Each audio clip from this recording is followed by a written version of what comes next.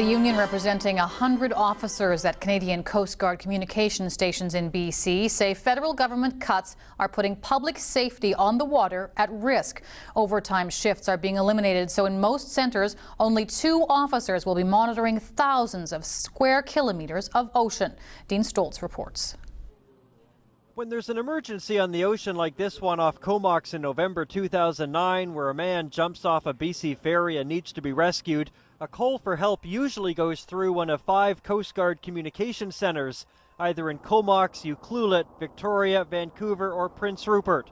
But the Canadian Auto Workers Union, which represents 100 officers who work at these stations, says cuts to overtime will put lives on the water at risk. Anybody who uses the water, what will happen is there will be a delay in communications to search and rescue when we are notified of a distress incident due to the fewer number of people that are on watch at our centres. The centres are usually staffed by 3 officers, but from time to time one of those officers is on an overtime shift. So the Coast Guard wants to save money, reduce that shift, so only 2 officers could be on duty watching thousands of square kilometres of ocean. Quickly, the workload will be overwhelming for the officers that are on watch.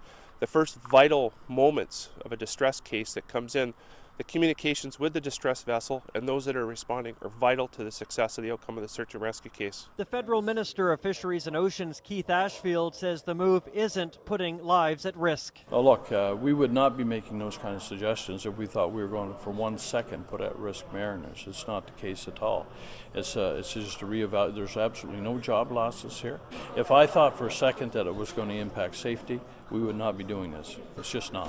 Their lives are not necessarily in danger, but they're being compromised by the safety net that's been there for them for generations on this coast.